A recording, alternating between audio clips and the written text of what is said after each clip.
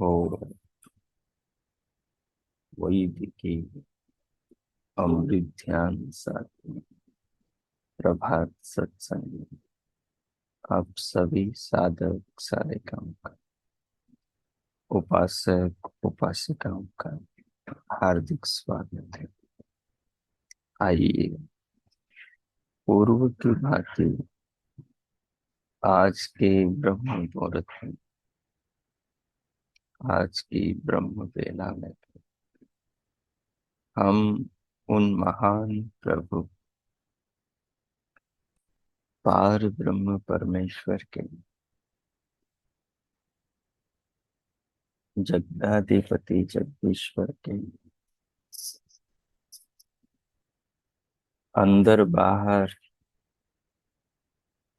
पिंड में, ब्रह्मांड में, जीवन और जगत में सर्वत्र विराजमान, सर्वज्ञ सर्वांतर्यामी, दयालु दया सागर भक्त वत्सल भगवान के दिव्य महान स्वरूप का अपने ज्ञान चक्षुओं से, अपने प्रज्ञा बुद्धि विवेक के द्वारा आस पास उस भगवान को, उसके अनंत कार्यों को, उसकी कृपाओं और व्यवस्थाओं को देखने का प्रयास करें।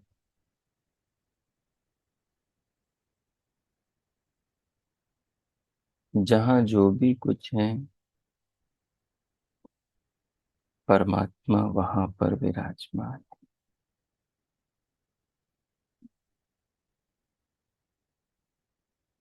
परमात्मा के ज्ञान का सूत्र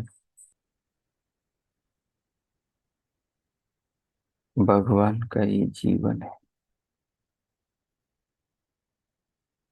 जो इस जीवन से जुड़ गया वो भगवान से जुड़ गया। जो इस जीवन में उतर गया वो भगवान में उतर गया। जिसने इस जीवन को अनुभव किया, भगवान को अनुभव कर लिया। जिसने जीवन की महिमा को महसूस किया, उसने भगवान की महिमा को महसूस किया। जिसने जीवन की दिव्यता को, शरीर की उत्कृष्टता को, संसार की अद्भुत विचित्रता को अनुभव किया, उसने भगवान की ही विचित्रता को, श्रेष्ठता को, महिमा को, अद्भुतता को अनुभव किया। क्योंकि जहाँ जीवन है वहाँ परमात्मा है। जहाँ श्रेष्ठता संसार है, निर्माण है, सृजन है, क्रिया है, गति है, वहाँ परमात्मा है। चाहे वो सूर्य हो, चंद्रमा हो, पृथ्वी हो, बुध बृहस्पति शुक्र शनि, मंगल अरुण वरुण यम हो।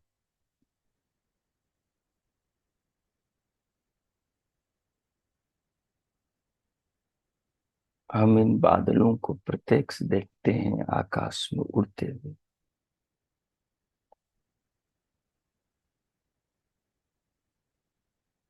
हम पृथ्वी से प्रत्यक्ष देखते हैं सूर्य को घूमते हुए। हम पृथ्वी से प्रत्यक्ष देखते हैं चंद्रमा को घूमते हुए।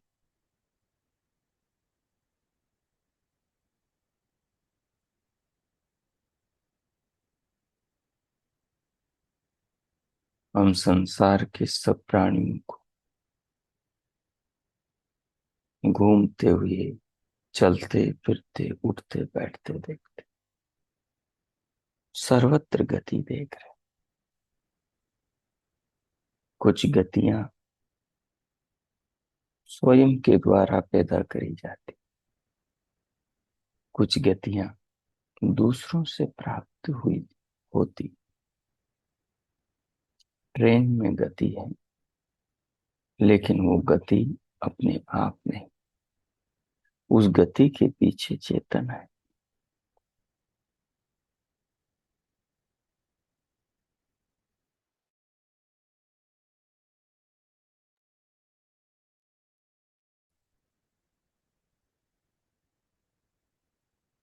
बादल में गति है, लेकिन उस गति के पीछे वायु है।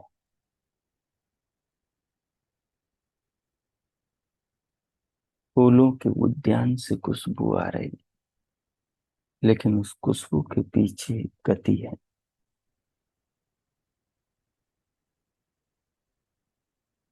बच्चा चल रहा है, उठ रहा, बैठ रहा है, बच्चे के शरीर में गति, जवान के बूढ़े के शरीर में गति। उन गतियों के पीछे उनकी आत्मा है।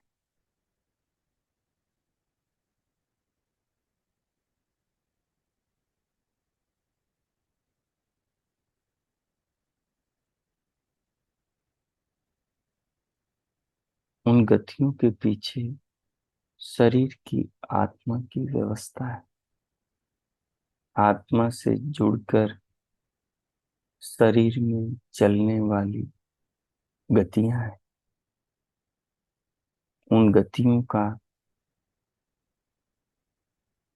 दाता आत्मा है, लेकिन आत्मा तो अबोध है उन गतियों से, कि मस्तिष्क में कैसे ज्ञान तंतु काम कर रहे हैं, कि कैसे मन काम कर रहा है, इंद्रियां काम कर रही, कैसे अरबों खरबों कोशिकाएं काम कर रही, और कैसे शरीर के अंदर रक्त रस मांस मज्जा अस्थि मेद काम कर रहा है, कैसे लीवर किडनी गुर्दे आमाशय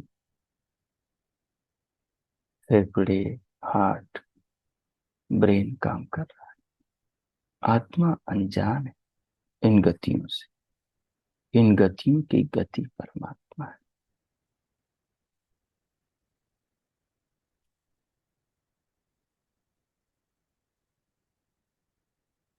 आत्मा में गति को वही पूरता है।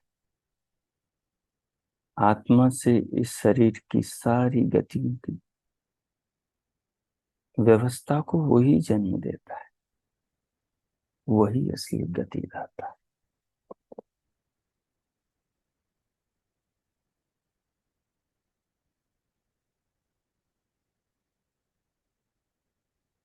आत्मा में गति, आत्मा में चेतना है, लेकिन बिना नियोजन के वो उसी तक सीमित है। जैसे एक बैटरी में पावर हो, बिजली हो, विद्युत हो, लेकिन उसका लाभ, उसका प्रयोजन, उसका फायदा तभी है जब वो किसी यंत्र को गति दे और उस यंत्र से कोई सार्थक कार्य किया जाए।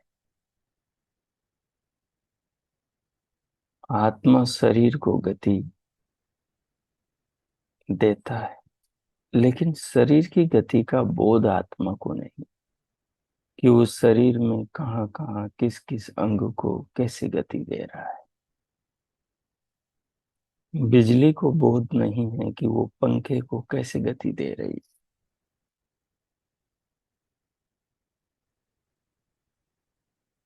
इंजन को बोध नहीं है कि वो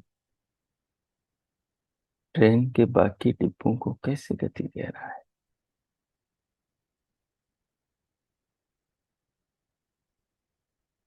विमान के पंखों को पता नहीं है कि वो बाकी विमान को और उसमें बैठे सब लोगों को लेकर आकाश में कैसे उड़ रहे हैं? क्योंकि वो जड़ है। बिजली जड़ है, उससे बहुत नहीं है। और वो गति उसकी दी हुई नहीं है, किसी और की। आत्मा तो चेतन है, लेकिन आत्मा जब तक जाने नहीं तब तक उसको ज्ञान नहीं होता कि वो कहाँ है, वो क्या कर रहा है। अब हर शरीर में आत्मा है, और कई शरीरों में आत्माओं को 70 साल, 80 साल, 100 साल हो जाते हैं रहते रहते, परंतु फिर भी पता नहीं लगता कि वो शरीर में कहाँ रह रही होती। और सारी शरीर को वो गति दे रही, लेकिन उन्हें पता नहीं 100 सालों से, 60 सालों से, 80 सालों से, 40 सालों से कि वो एक शरीर के अंदर अनंत क्रियाओं को, अनंत यंत्रों को, अनंत परमाणुओं को गति दे रही, लेकिन उस गति देने वाले को पता नहीं। लेकिन पता करने की उसमें क्षमता है, गति को जानने की क्षमता है, लेकिन बिना जनाए, बिना जाने उसको ज्ञान गति का होता नहीं। जब तक उसे ज्ञान नहीं होगा गति का, बोध नहीं होगा, तब तक वो ये नहीं जान पाएगा कि उस गति का दाता वो स्वयं है, या उस स्वयं से तो वो गति हो रही है, उस गति का व्यवस्थापक कोई और है।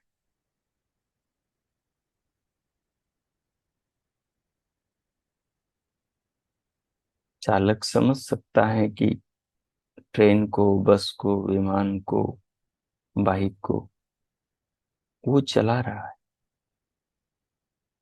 लेकिन उसके चलाने के पीछे बहुत सारी उसके अंदर व्यवस्थाएं काम कर रही है। उन व्यवस्थाओं को जन्म उस चालक ने नहीं दिया, उन व्यवस्थाओं को जन्म किसी और ने दिया है,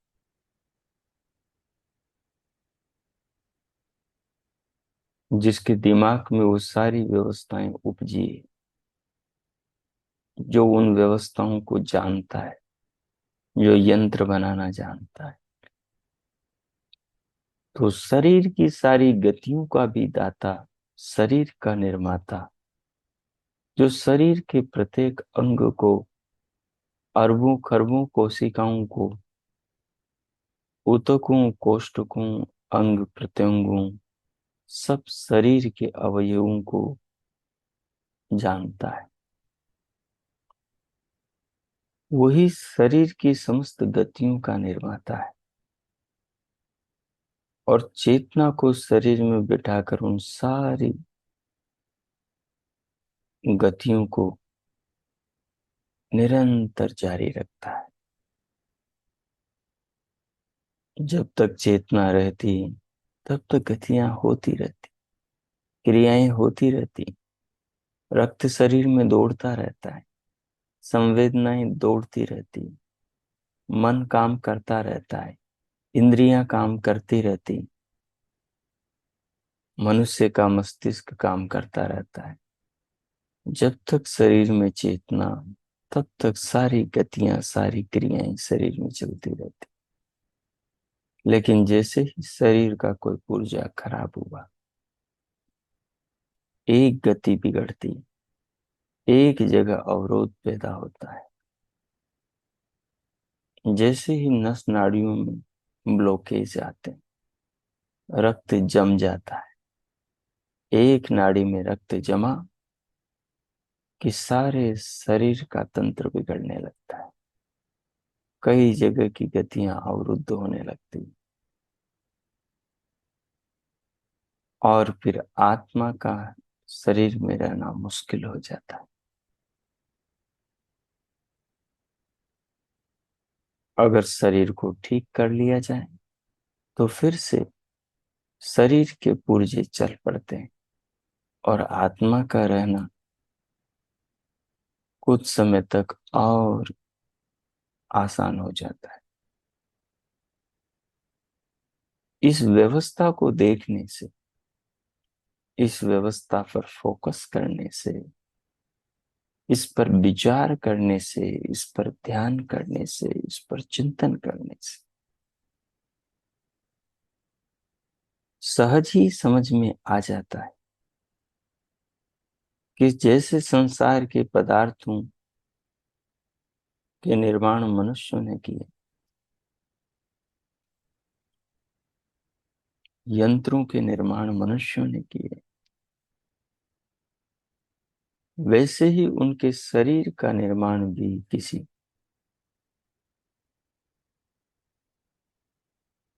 महान दिव्य शक्ति ने किया है,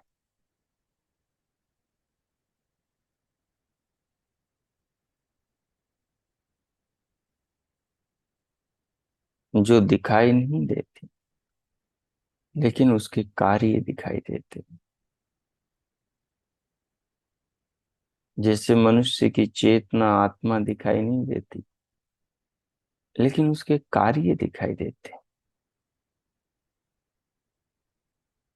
कार्य दिखाई देते हैं हमेशा दिखाई देने वाली वस्तुओं में। जो चीजें दिखाई देती हैं उन्हीं में कार्य दिखाई देते हैं। भले ही उन्हें गति देने वाली चीजें दिखाई न देती हो। हवा पत्तों को गति देती है, बादलों को उड़ाती है,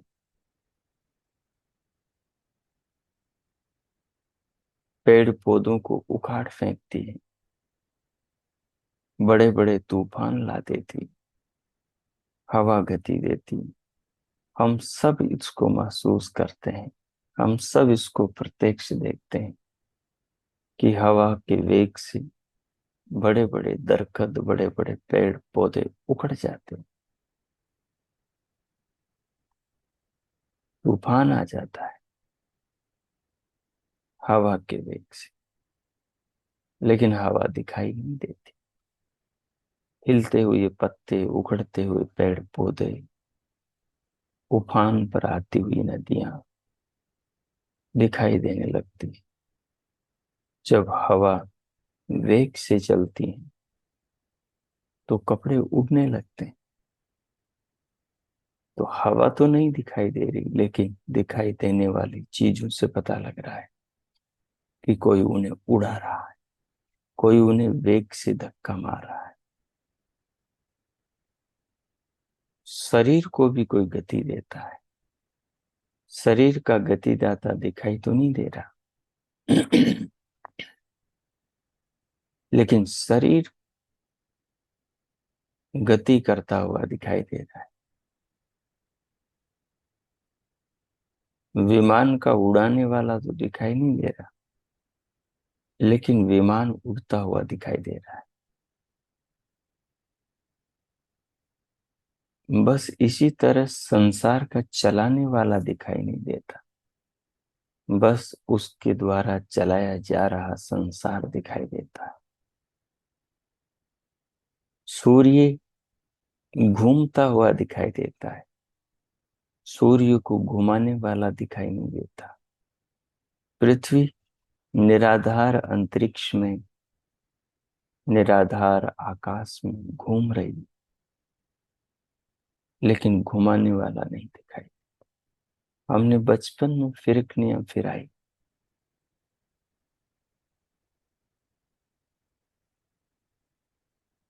एक हवा के पाइप के ऊपर हमने बॉल घुमाई।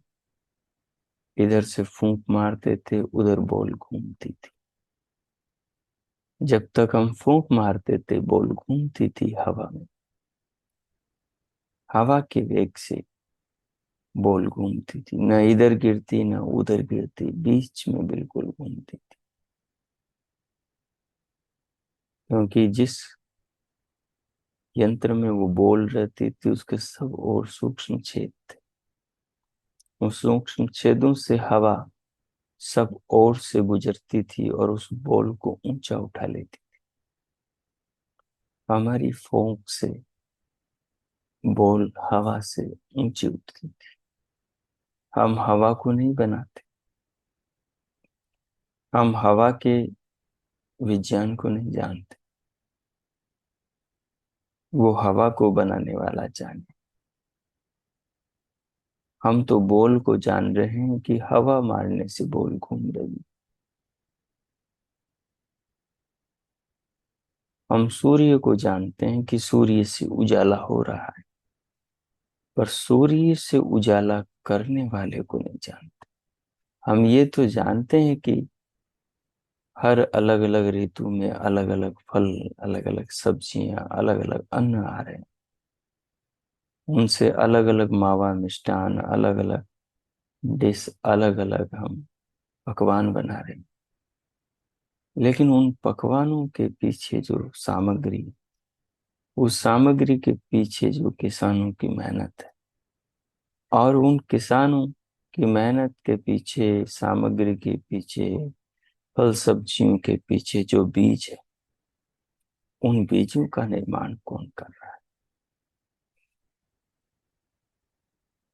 उन बीजों को कौन अंकुरित कर रहा है? कौन उनको अंकुरण से आगे बढ़ा रहा है? जो जीवन से जुड़ेगा वो परमात्मा से जुड़ेगा, जो संसार से जुड़ेगा वो भगवान से जुड़ेगा, जो शरीर से जुड़ेगा वो शरीर के निर्माता से, जो आत्मा से जुड़ेगा वो परमात्मा से जुड़ेगा। न परमात्मा दूर है न आत्मा दूर है, दूरी बस ज्ञान की। अज्ञान आत्मा परमात्मा से, संसार से मनुष्यों को दूर कर देता है, एक अंधकार के आवरण में कैद कर देता है। ज्ञान आदमी के सारे अंधेरे को मिटा देता है, सब और उजाला करता है। जैसे संसार में हमें अपने चर्म चक्षुओं से उजाले में सब चीजें दिखाई देती, वैसे ही ज्ञान के उजाले में संसार की सब शक्तियां और विश्व शक्ति परमात्मा भी दिखाई देता है। पर वो दिखाई चर्म चक्षुओं से नहीं, दिखाई बुद्धि से देता है।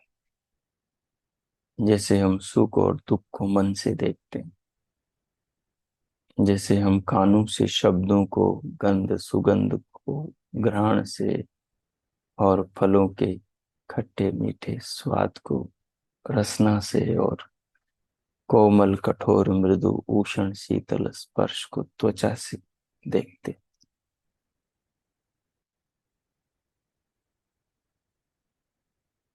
जैसे साधक उपासक योगी लोग आत्मा को अनुभव से देखते, वैसे ही परमात्मा को ज्ञान चक्षु से देखा जाता है।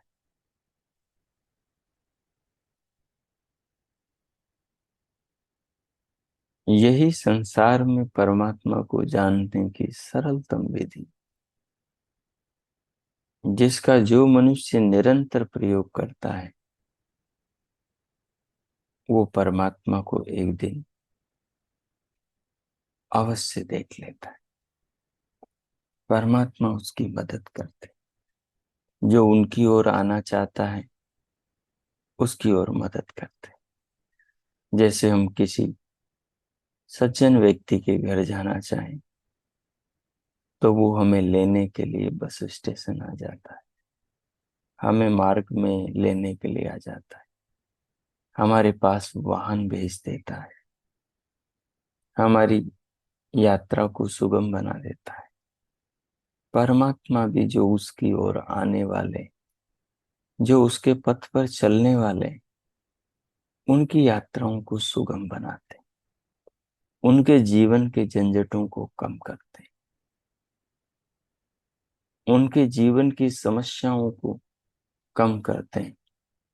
कुछ लोग अलग समझ जाते हैं, क्योंकि जितना ज्ञान होता है समझ उतनी ही अच्छी होती। जितना ज्ञान कम होता है समझ उतनी ही थोड़ी होती।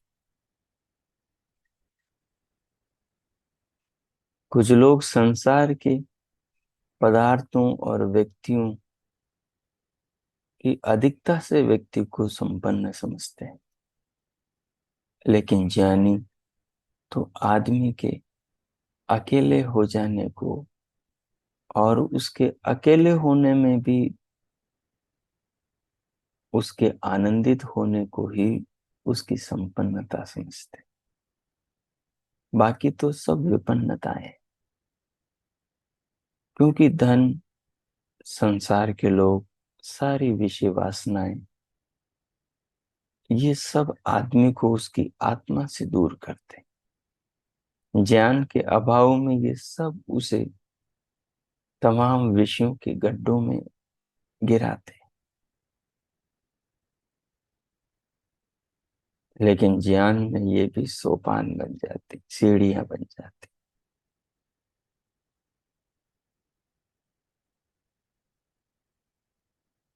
और कई बार ये सीढ़ियां, अगर आदमी अचेत हो तो उसकी ठोकर के, उसके दुख के भी कारण बन जाती। वो चाहे सोने की सीढ़ी हो, चांदी की सीढ़ी हो, लोहे तांबे पीतल की सीढ़ी हो,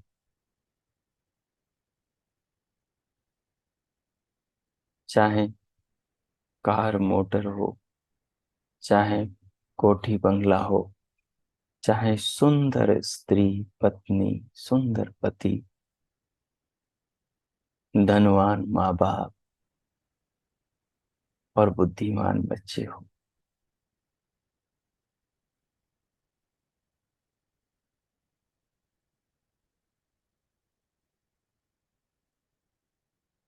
इनसे घिरा आदमी, इनके मोह में पड़ा आदमी,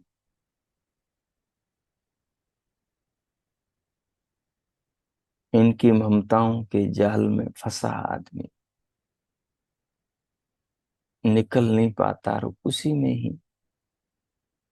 धन संपदा में, सुख ऐश्वर्यों में, सोना चांदी में, अच्छे आभूषण और अच्छे वस्त्रों में, जी हजूरी में, लोगों की स्तुति और प्रशंसाओं में, संसार के भोगों में, शरीरों के सुखों में, खाने पीने की चीजों के मौज में फंसा रहता है। साधारण आदमी इसको संपन्नता समझता है, साधारण आदमी इसको सौभाग्य समझता है, परंतु विशिष्ट प्रज्ञावान लोग इसको दुर्भाग्य समझते हैं। ये आदमी संसार के मोह में ऐसा फंसा है कि उसको चेतना ही नहीं आ रही। वो समझता है कि वो इन सब वैभवों को पाकर जीवन में बहुत कुछ विशिष्ट पा गया, लेकिन उस अभागी को कहाँ पता कि मौत उसके करीब आ रही है, एक दिन सब कुछ छीन लेगी और उसके हाथ में कुछ भी नहीं बचेगा। और वो गिड़गिड़ाता हुआ जितना अधिक सुखों से, वैभवों से, साधनों से और भोगों से परिपूर्ण जीवन उसने जिया है, वही सारे संस्कार अगले जन्मों में पुण्यों के, सत्कर्मों के अभाव में उसको इन सब विषय वासनाओं, इन सब इच्छाओं से भरे हुए जीवन को प्रदान करेंगे। अब सुकर्म और पुण्य कर्म तो है नहीं इसके पास, यदि जीवन में किए हैं नहीं तो अब दीनहीन जीवन को प्राप्त होगा और जीवन भर उन ऊंची चीजों की लालसाओं में घुटता रहेगा, झुलसता रहेगा।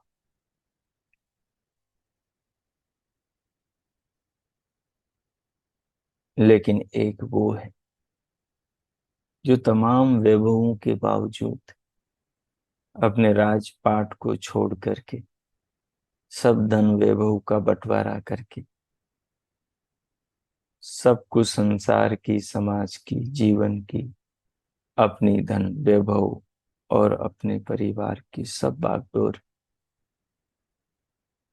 घर के प्रतिनिधियों को सौंप करके जंगल को जा रहा है, अपनी तलाश में, अपनी खोज में, विश्व के रहस्यों की खोज में जा रहा है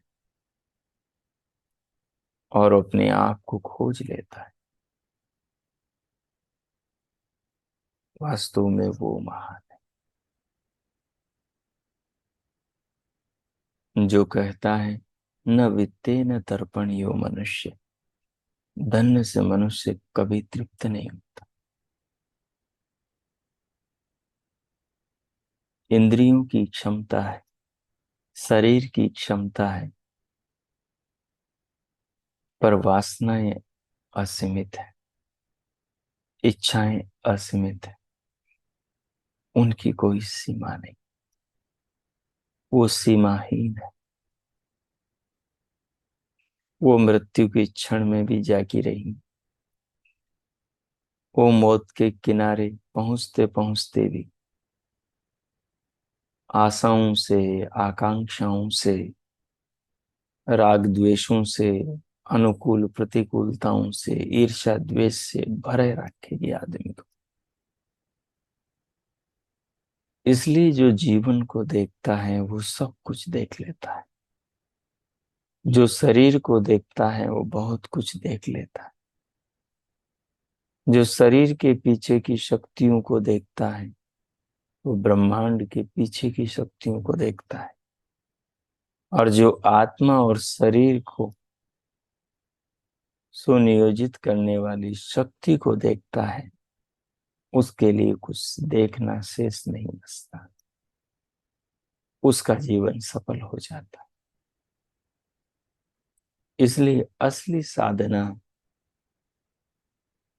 स्वयं को, आसपास की चीजों को, संसार को देखना होता है। देखते तो सब है, कुत्ता देखता है, भैंस, बकरी, भेड़, भालू, शेर, मेंढक, मछली, आकाश में उड़ते पक्षी देखते हैं, सब देखते हैं संसार को, चीजों को, अपने परिजनों को, अपने शरीरों को, अपने खाने पीने की चीजों को, सब देखते हैं। नौकर देखता है कौन द्वार दरवाजे पर आया है, मालिक देखता है कौन नौकर क्या कर रहा है,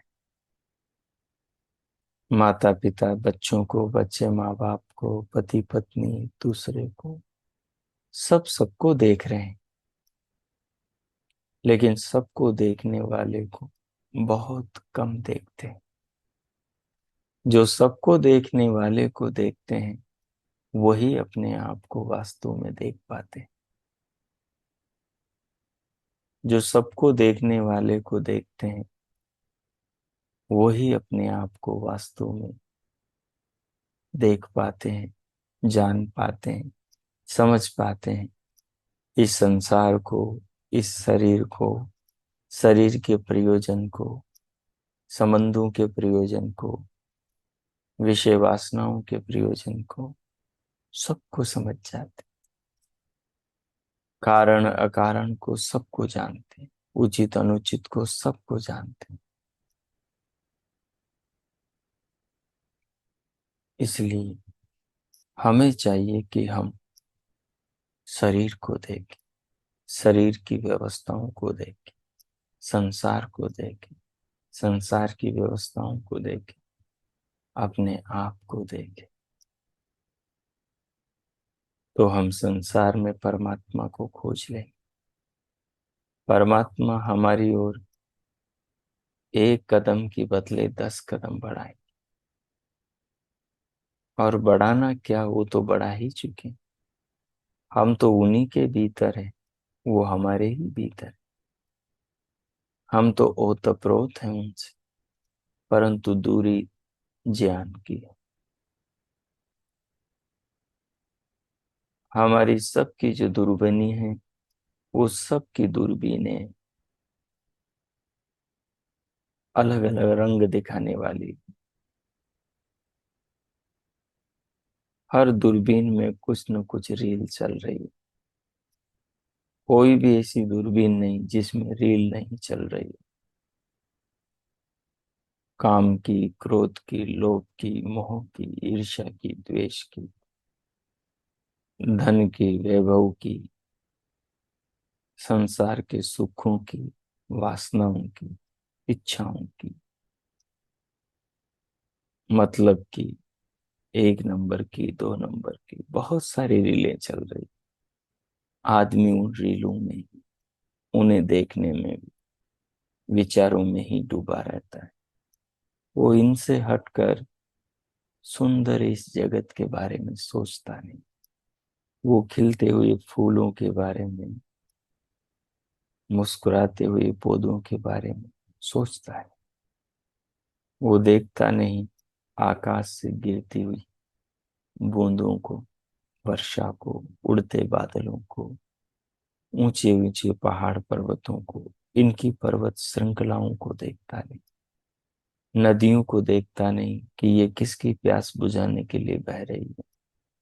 सागर को देखता नहीं कि ये किसकी प्यास बुझाने के लिए भरे हुए हैं।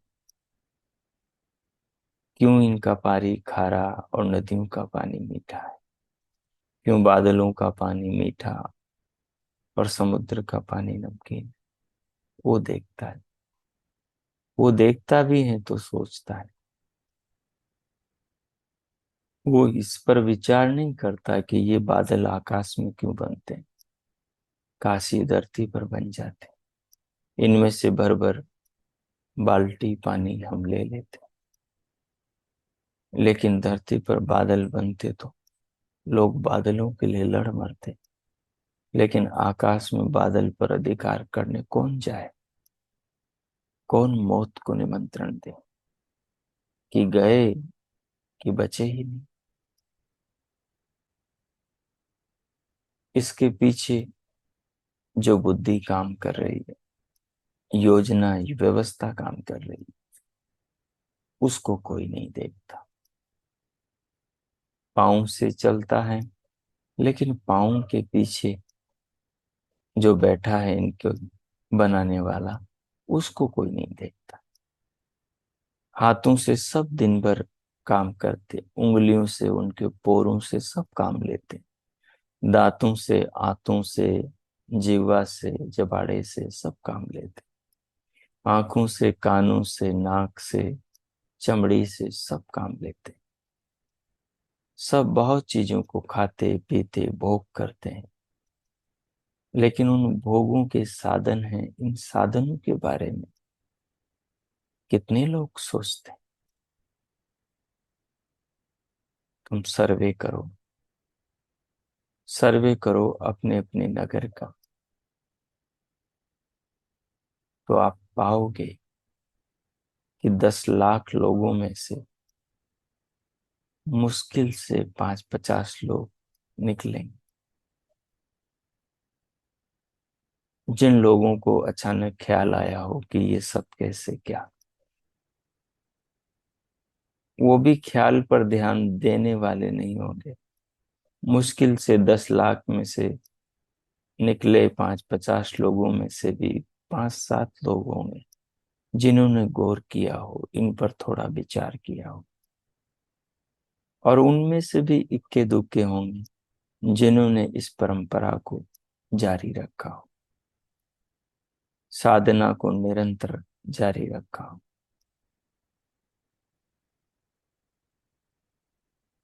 बाकी सब भीड़ है जो विषयों को देखती हैं, भोगों को देखती हैं, खाने पीने की चीजों को देखती हैं। वो उनके पार जा ही नहीं पाती। वो जल देवता को, शीतल मीठे जल को देख करके केवल उससे प्यास बुझाने के बारे में ही सोचती।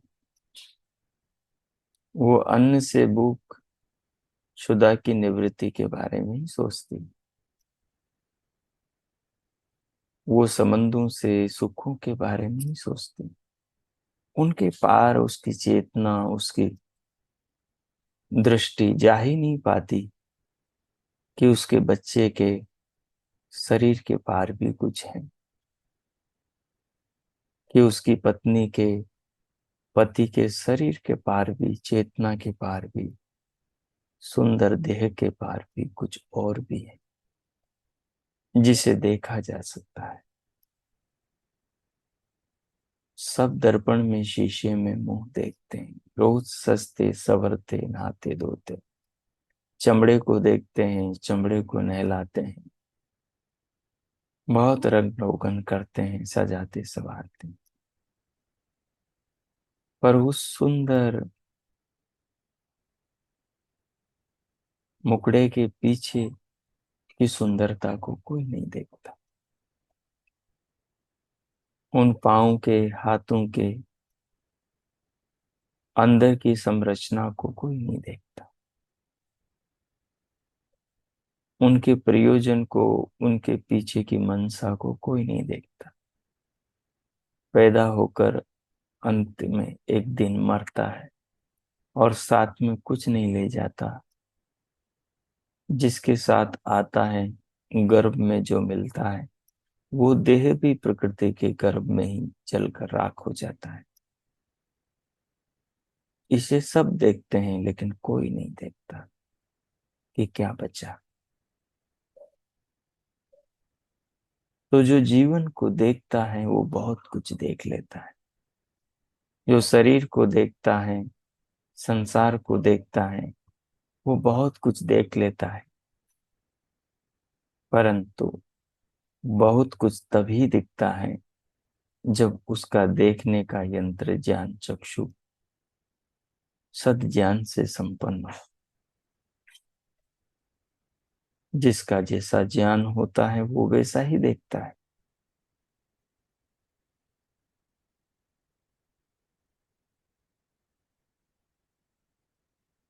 एक मछुआरा तालाब के पानी में मछली इसलिए देखता है क्योंकि उसको बेच करके उसे पैसे कमाना है।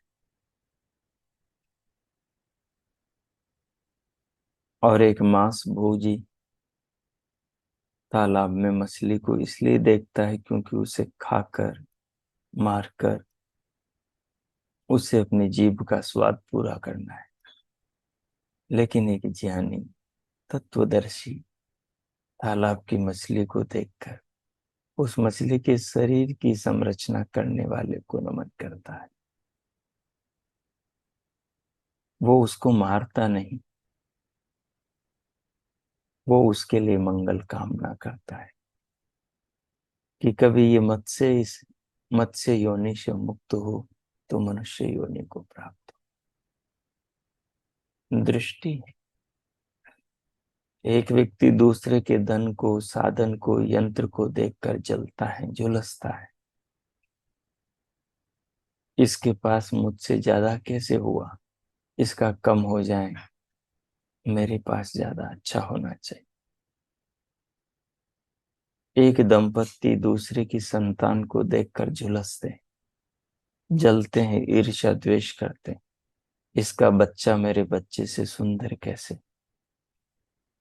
कैसे ज्यादा बुद्धिमान, कैसे ज्यादा समझदार है,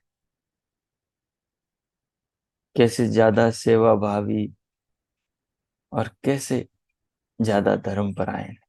वो जलता है। दूसरा व्यक्ति ये समझता है, काश मेरा बच्चा भी इसके जैसा हो।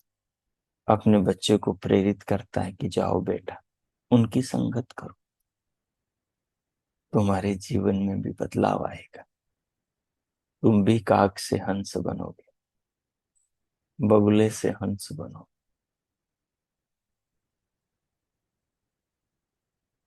दृष्टि है लोगों की। जैसा ज्ञान वैसी ही दृष्टि होती, जैसी दृष्टि उनकी वैसी ही सृष्टि होती।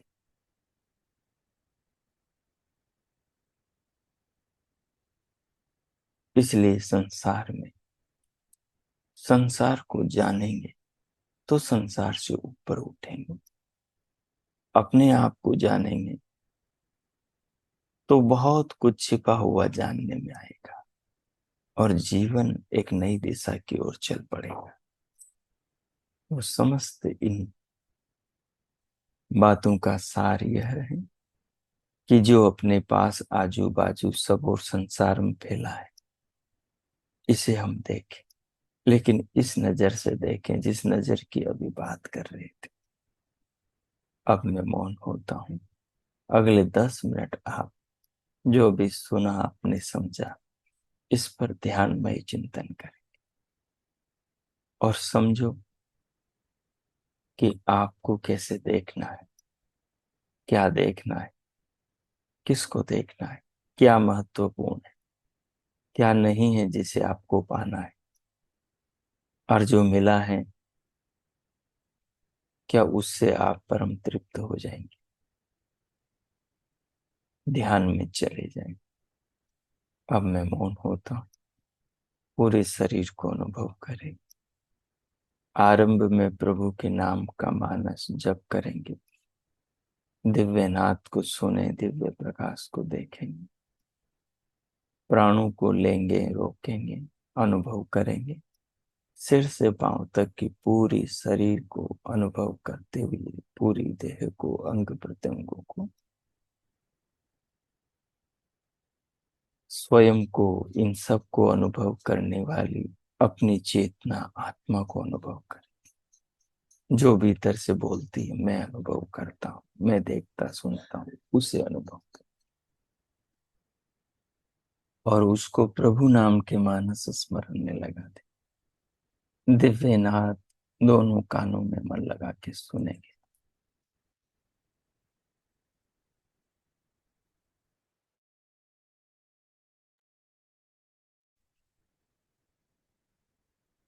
और साथ साथ में इस चिंतन से जुड़ जाए। ओ कीजिए।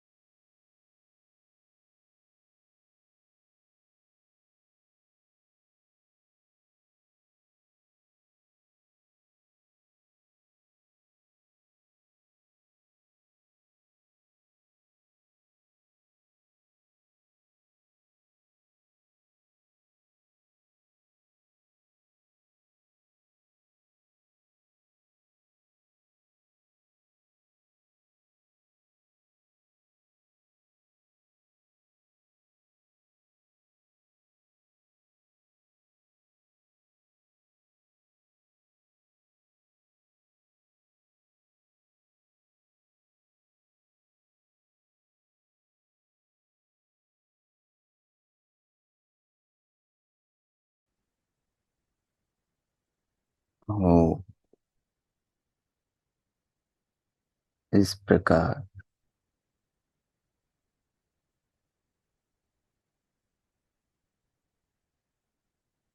भगवान के नाम का स्मरण करते हुए, दिव्यनाद सुनते हुए, देह को अनुभव करते हुए, प्राणों को, दिव्य प्रकाश को, और इन सब का साक्षी अपनी आत्मा को बनाते हुए,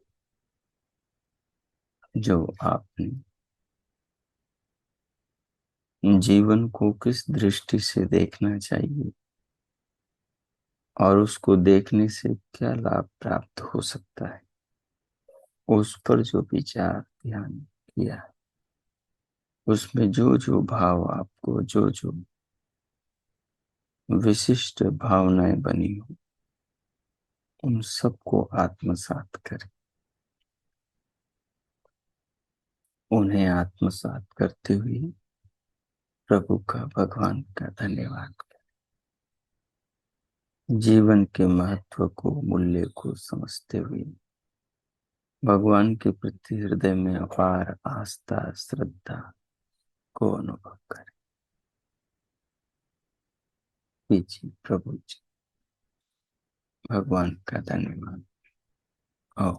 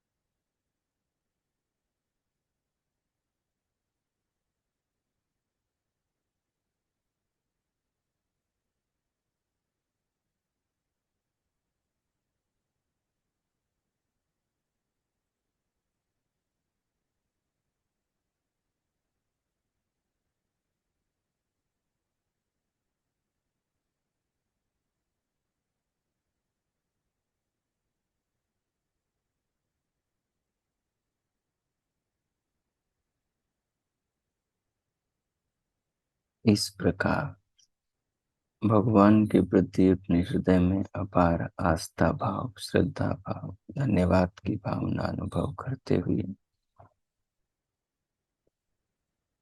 अपने जीवन को कैसे देखना है, संसार को कैसे देखना है, संबंधों को कैसे देखना है, चीजों को कैसे देखना है, उनके पार कैसे अपने आप को ले जाना है, जगत के आधार, शरीर के, जीवन के, आत्मा के आधार परमात्मा को कैसी दृष्टि से देखना है, उसके बारे में जो आपने सोचा विचारा है, जो भाव बने, उन भावों से जो भी संकल्प लेना चाहे, वो संकल्प अपने भीतर ले, ताकि जब आप व्यवहार में जाएं, जब ध्यान के बाहर संसार में जाएं, तो ध्यान के काल में किए हुए संकल्पों को संसार में चरितार्थ करें। फिर उस दृष्टि से, एंगल से संसार को देखें, समझें और जीवन को ऊंचा उठाएं, जीवन को सफल बनाएं। इस प्रकार की भावना हृदय में रखते हुए, इन प्रकार के संकल्पों से स्वयं को संकल्पित करते हुए अब हम शांति पाठ करें।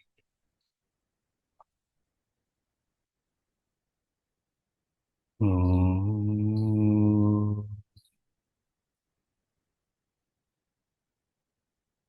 ओम, ओम, शांति, शांति, शांति। ओ पावन भावों को हृदय में रखते हुए सहज हो जाएं। दोनों हथेलियों से दोनों हथेलियों का परस्पर घर्षण करते हुए उष्ण हथेलियों से पूरे मुखमंडल का स्पर्श करें। फिर उंगलियों के मध्य से पलकें खोलते हुए भीतर से बाहर इसके अंदर आ जाए। इन्हीं को कुछ पूछना हो तो पूछ सकते हैं, उनका स्वागत है।